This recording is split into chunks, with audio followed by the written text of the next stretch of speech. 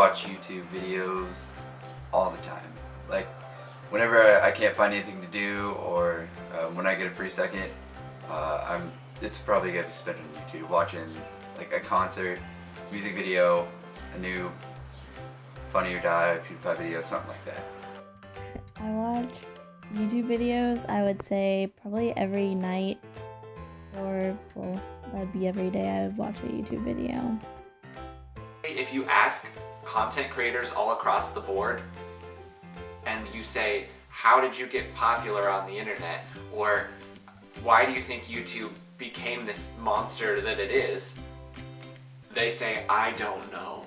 We're figuring it out as we go along. It's one of those things that you can't put words to because you have no idea. It's like the Alex from Target effect. No one knows why he just all of a sudden blew up overnight. There's no reasoning behind it. It just happened. What made me want to make YouTube videos? I started watching YouTube like back in... I actually got into it real late in the game because I started watching them about 2 years ago. I started watching YouTube videos. There was one guy that I always had known made YouTube videos, like religiously, as a YouTuber, and I started there, and then I started watching his videos, realized that this was a thing, and I moved on to other people's videos, and I was like, oh, people are, alright, like this is a thing that people do. And then I realized, I was like, you know what, I should give it a try. So I made my first video. It was called Running Over Stuff. It was top quality video content, and then I went from there, and people had kind of a reaction a little bit to it. They enjoyed it, and I like making people laugh on the daily, so I was like, why not, man? Why not? YouTube as a whole, right now, it's actually doing pretty hot for itself. There was a YouTuber, Shane Dawson, who was on I think it was HBO, new series called The Chair, where they directed a movie and it was like a big competition thing. I don't know. So that was a transition from this new digital media into the more traditional media, as you could say. And then also there is the very first YouTuber to ever have their own show on actual television, Grace Helbig, who has a show on E! And yeah, so I think that entertainment is realizing that the YouTube community is actually a valid entertainment business, per se, and they're kind of coinciding and becoming an entertainment entity. But, I mean, it's wonderful that, like, to think that these people who are now quite popular started just with a camera in their room. I think that traditional media is going to eventually shift more to a more on-demand feature. Ever since things like Netflix, Hulu, stuff like that came out, where you can watch things on demand for a minimal price, or YouTube where you can watch it for free, happened. I think that traditional media is realizing that that is where things are going, is that concept, more than it's on at a certain time on your TV. And so that's where I think it's going, is it's going more on demand. I definitely think that, I'm not so sure if it could be, I think that it could start heading that way to where it's a more prominent force in television. I wouldn't necessarily say like the future solely, because I mean you still got things like Netflix, Hulu, and all like different streaming sites that are still gonna, taking control when it comes to television. But I think YouTube will definitely play a very big part in television in the future, just because of how many users it has, and how user-friendly it is, and just like I said, being able to post whatever you want. So it's like it's like television, but you can watch what you want, at any time, and as many times as you want. it's like a free DVR with your choice. So. I do think that YouTube could be the future of TV because I know I don't have cable, so a lot of the time I watch Netflix or I'll go to Hulu and watch something on Hulu, and I do go on YouTube and watch some YouTube videos. So I would say that that app I use just as much as Hulu or even Netflix. My favorite YouTubers, I have PewDiePie that I watch every day. There's Rhett and Link, and their channel is called Good Mythical Morning, and sometimes I watch Smosh.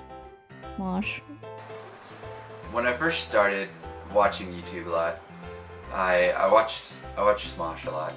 I was a big Smosh guy, and I watched PewDiePie and stuff too. I'm not ashamed. I liked them. They're cool. And but I think the more that I've kind of been in college and stuff, I've watched Screw Attack is a really cool one. Their death battles are pretty hilarious. I watch Screen Junkies a lot and Cinema Sins like all the time. Honest Trailers, probably half of my life. Those things are pretty great. And Team 4-Star 2 is a channel, and they specialize in like Dragon Ball Z parodies. Those are pretty cool. I watch those all the time. So I think of being a YouTube celebrity, I think that's great. I think it's pretty awesome that you can get really big and on a platform where self-expression and your own creativity take control, because you're not being it's like being an independent artist. You're not being controlled by some just huge oversight. Like what you see online, like on your videos online, is what you get. It's really honest, really real. There's no sugarcoating it, no glossing or anything like that. It's just totally, it's much more pure, I guess you would say. I think that now they have YouTube celebrities and that's a job. I think that's really awesome because now you can follow them on YouTube channels and they have Instagrams you can follow, and I think that's really awesome because you can keep up with all your favorite YouTubers, and it's cool. I would definitely say it brings the celebrities into more live situations. Why I think gaming channels have gotten so huge is, honestly, I think that a lot of people want to play games. This is just my honest opinion. I think a lot of people want to play games, but don't have enough money to purchase the game for themselves. So they kind of live vicariously through these YouTuber people who are providing commentary. They don't just sit and play the game.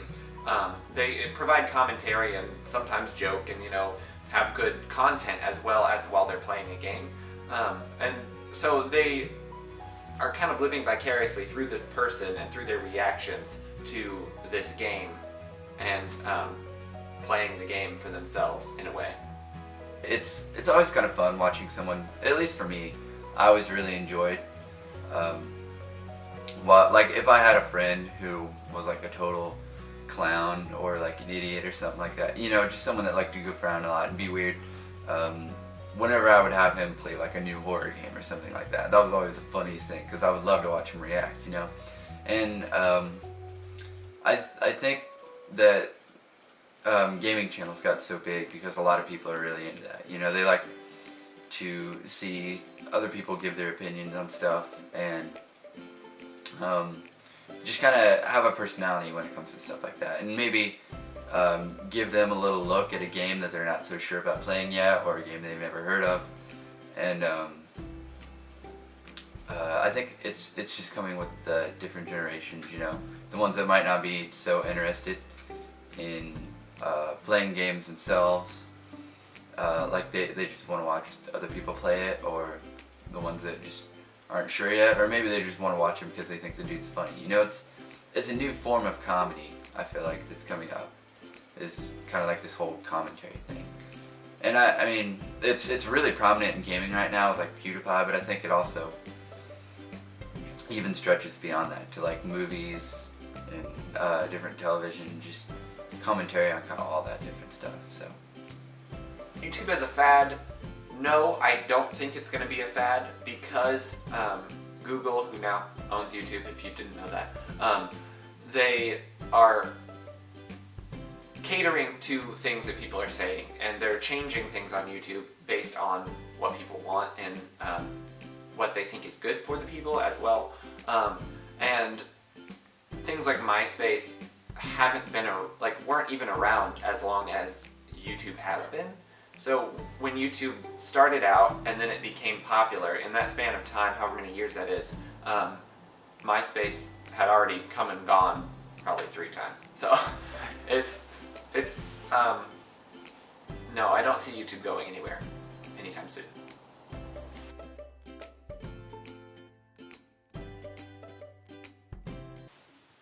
Subscribe to my YouTube channel. Talking to you, Professor. What's his name again? Bob Nolf. Subscribe to my YouTube channel, Bob Nolf.